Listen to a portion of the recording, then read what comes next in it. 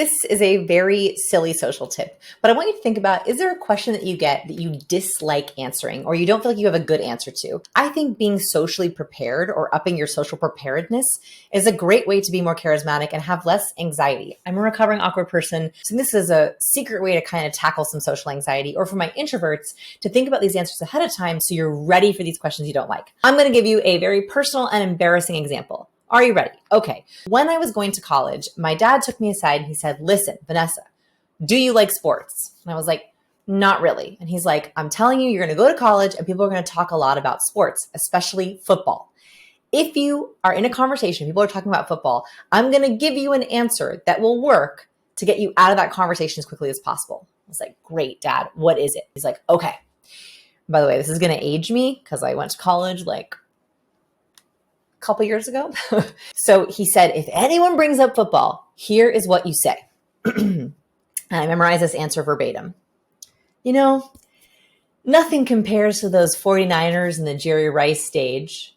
And then just moonwalk out of the conversation. This totally worked. In college, when football would come up and I'd be like, I don't know what they're talking about, I would say that line and then just like moonwalk out of there and people would be like, yeah, that's true. And they'd be off on their own conversation.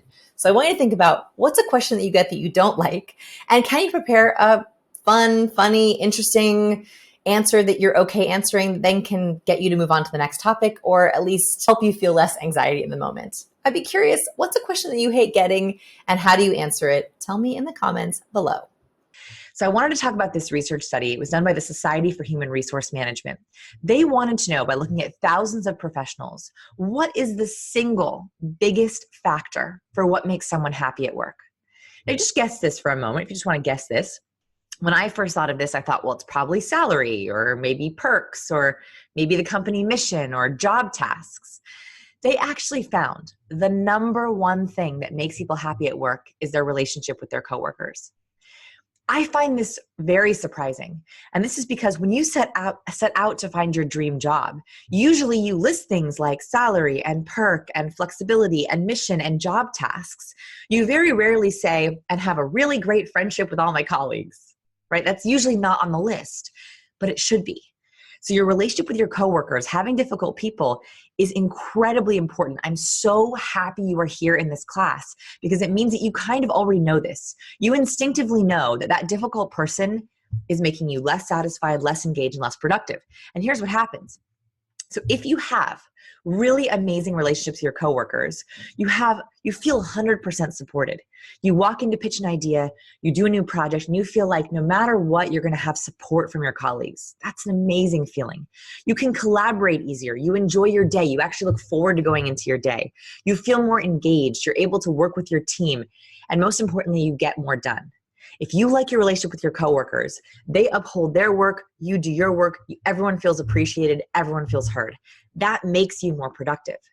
The problem is, the opposite of this is if you even have just one difficult person, and you know this, it hurts your productivity. It destroys your happiness. You dread the day. It disables your teamwork. It limits your creativity. On the inside, you're like, they might judge me for that. It slows down your goals and it lowers your engagement. The biggest problem with difficult people at work, why they're different than difficult people that are your friends, is because at work you can't get away from them like zombies, right? You have to find ways to work with them. And so investing in your relationship with your coworkers while you're here right now is amazing. I'm so happy you're here because this is the number one way you're going to become happier at work. Now, here's the thing. You have a choice. There are two ways of approaching difficult people. One is you can make them better. And most people do try to change their difficult person. They want them to get better, them to improve, them to be less of a know-it-all, them to be less of an energy vampire. Or you can make you better. And I want you to try to do both.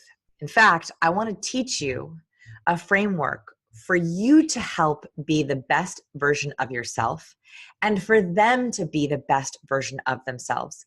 This is my mission in life. For those of you who aren't familiar with my work, I'm the best-selling author of Captivate, The Science of Succeeding with People. I also run the Human Behavior Research Lab, Science of People. And this is my driving goal in life. All I want to do is help you be the best version of yourself. And if I can help you help other people be the best version of themselves, even better. And that is what's underlying this framework.